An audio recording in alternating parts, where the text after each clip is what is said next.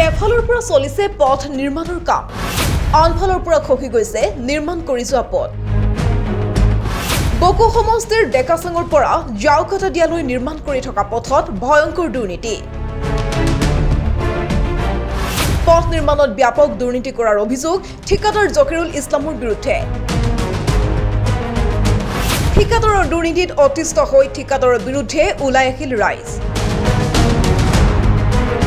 এই যে পথছোৱা দেখিছে, এই পথছোৱাত চলি আছে নিৰ্মাণৰ কাম, কিন্তু নিৰ্মাণৰ কাম শেষ নোহোৱাৰ পূৰ্বেই এনেদৰে খহি গৈছে ইটোৰ পিছত সিটোকৈ ইটা।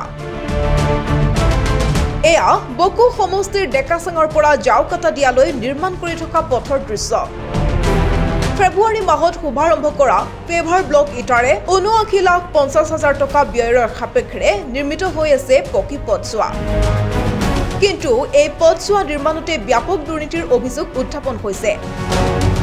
এই পথ নিৰ্মাণত ব্যাপক দুৰ্নীতি কৰাৰ অভিযোগ ঠিকাদাৰ জকিৰুল ইছলামৰ বিৰুদ্ধে। কেৱল বোকা মাটিৰ ওপৰত ব্লক ইটা পেলাই কাম সামৰাৰ অভিযোগ। ঠিকাদাৰ জকিৰুল ইছলামে অতি নিম্নমানৰ কংক্ৰিটেৰে কাম কৰি লাখ লাখ চৰকাৰী ধনৰ শৰাধ পতাৰ অভিযোগ স্থানীয় ৰাইজৰ। নিম্নমানৰ কামৰ বিষয়ে ৰাইজে বাৰম্বাৰ কোৱাৰ পিছতো কোনো ভ্ৰক্ষেপ নাই ঠিকাদাৰ জকিৰুল ইছলামৰ। সম্প্ৰতি উপায়হীন হৈ পৰিছে স্থানীয় ৰাইজ, যাৰ বাবে ৰাইজক বৃদ্ধাংগুষ্ট দেখুওৱা ঠিকাদাৰৰ বিৰুদ্ধে ওলাই আহিছে ৰাইজ আৰু সাব্যস্ত কৰিছে প্ৰতিবাদ। অতি শীঘ্ৰেই দুৰ্নীতিগ্ৰস্ত ঠিকাদাৰ জকিৰুল ইছলামৰ বিৰুদ্ধে বিহিত ব্যৱস্থা ল'বলৈ স্থানীয় ৰাইজে বিভাগীয় কৰ্তৃপক্ষৰ ওচৰত জনাইছে দাবী।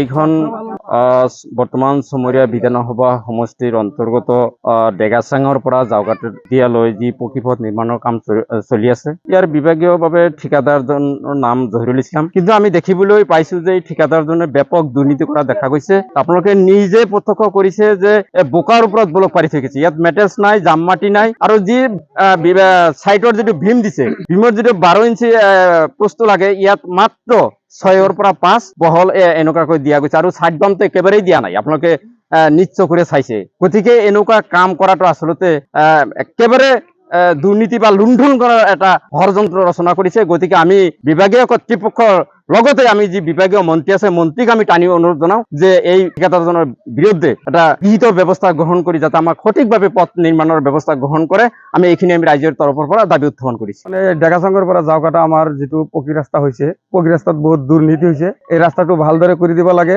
আৰু এই ঠিকাদাৰৰ ওপৰত বৃহৎ ব্যৱস্থা ল'ব লাগে। ৰাস্তাখন আমাৰ ভাল লাগে। আমি ৰাইজে প্ৰতিবাদ কৰিছো এইটো কাৰণত যে ৰাস্তাটো ভাল লাগে, এইটোৰ কাৰণত আমি প্ৰতিবাদ কৰিছো। দুৰ্নীতি কৰিছে, কালভাৰৰ সন্মুখতে যিটো ৰাস্তা বান্ধিছে, লগে লগে আমি কমপ্লেইন কৰিছো। কমপ্লেইন কৰাৰ লগে লগে তাহাঁতে মানা নাই। তাহাঁতৰ ঠিকাদাৰক ফোন মাৰি দিছো, লেবাৰগিলাক কাম কৰি গৈছে, তাহাঁতে গাদ্দাৰি কৰি কাম কৰি গৈছে। ঠিকাদাৰক ফোন কৰা নাই, মই থিয় হৈ আছিলো, সিহঁতে অহা নাই। বোকাৰ ওপৰত দি ব্লকগিলা পাৰি গৈছে, তাতে মেডেল চেডেল একো দিয়া নাই।